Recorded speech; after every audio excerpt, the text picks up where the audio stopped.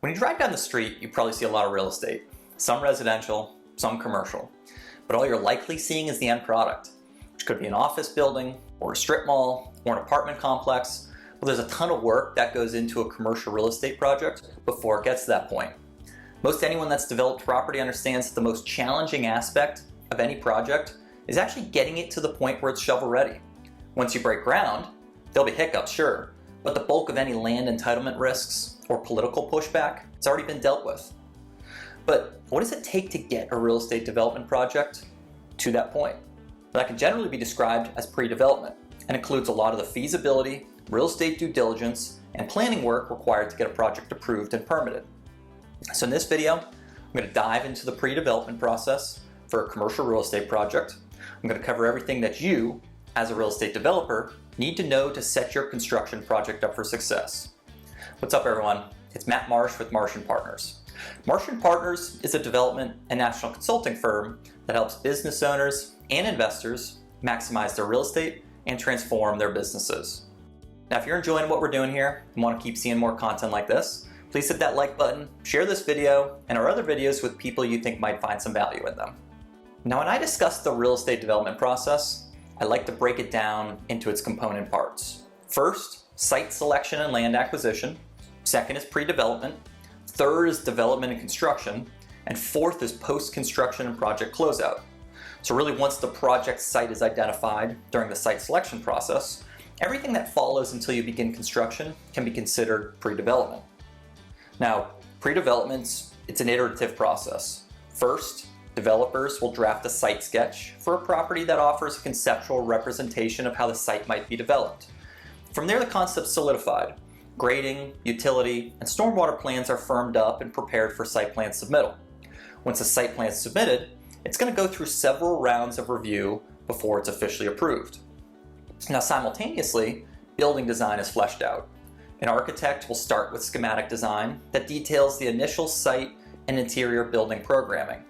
As the floor plan and building elements are decided, the design team will further the architecture through design development and then ultimately construction drawings that will serve as the roadmap for the physical construction of the building. So all that happens during pre-development before you can actually break ground and move forward with any land development activities. Now, as I already briefly touched on, the pre-development phase is when a majority of the project planning happens. After you find a site, you need to assess whether it's feasible for the project or not. A real estate development feasibility study is a good place to start and really considers things like demographic and market data, construction costs, including both hard and soft costs, competitor data, and anything else that could impact the viability of a commercial real estate project. All of the due diligence work needs to be done before you can break ground as well. Now, properly sequencing those real estate due diligence activities is critical to managing pre-development risk and ultimately setting the project up for success. And most importantly, all your required land entitlement and permitting activities need to be completed during pre-development as well.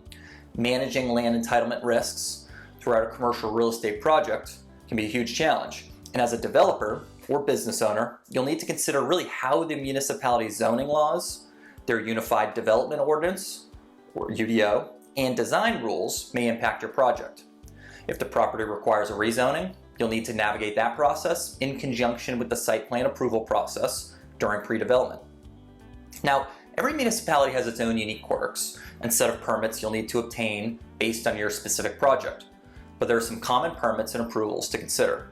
And they're erosion control and stormwater, site plan, driveway permits, utility connection permits, septic and well permits, grading or land disturbance permits, flood permits, stream and wetland impact permits, lighting permits, and of course building permits.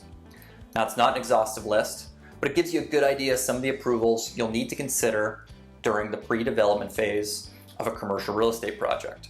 Now, most municipalities offer what's called a pre-submittal or pre-application meeting that actually allows developers the opportunity to present an initial development concept for a property. That's a good chance to get a better idea about the commercial real estate development process as a whole as it pertains to that area, but also to ask individual planning and staff members about specific permitting and approval requirements for that development concept. Because the last thing you want during a project is really to be caught blindsided by the process, which causes project delays and causes developers to rack up unnecessary carrying costs. A project's design dictates how it's constructed, which ultimately informs price. It's often said that the most important measure you can take to manage a project's costs starts with really how well you can control its design.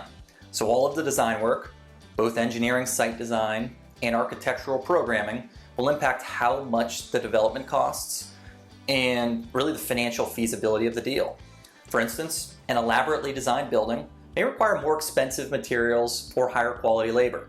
If the pre-development process isn't meticulously planned and the project lacks a clear vision and direction from the start, you may be in for an unfortunate surprise when you put a project out for bid.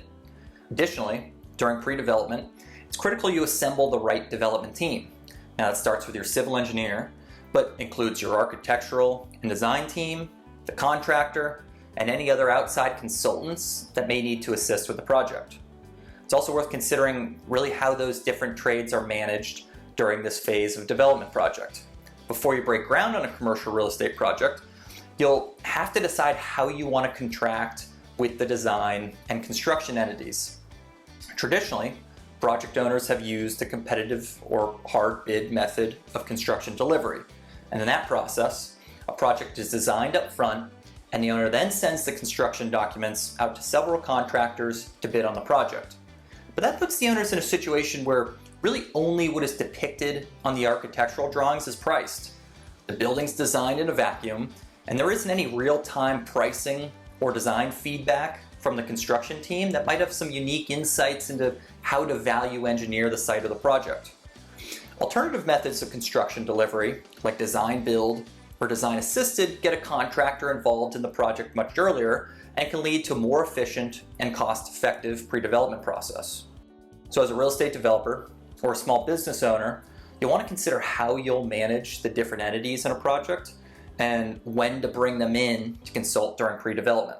Now, if you took anything from this video, it should be that there's a lot to consider during pre-development, and it all needs to be worked out before you can begin construction. A project's design has a direct impact on its costs and its development. Before you get too deep into a project, it's important to understand the entire approval process so you can direct the various service providers and their efforts to work within the parameters the municipality has laid out. Pre-development's also the developer or the business owner's opportunity to really craft their vision through the project design and through the development of the project's concept. Now, if you're engaged in a real estate development project currently, or you're thinking about trying to tackle a project yourself, we have a bunch of great articles and videos to help you through pre-development and the development process that are worth checking out. Check out the video description for a link to our complete real estate development made simple guide and other great resources. Now, if you enjoyed this video, hit the like button, subscribe to our channel to stay up to date on content to help you through your real estate journey. You can also check out our website for more real estate insights at marsh-partners.com.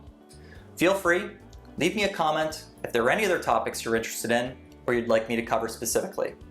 And again, don't forget to subscribe if you want more content like this, and thanks for watching.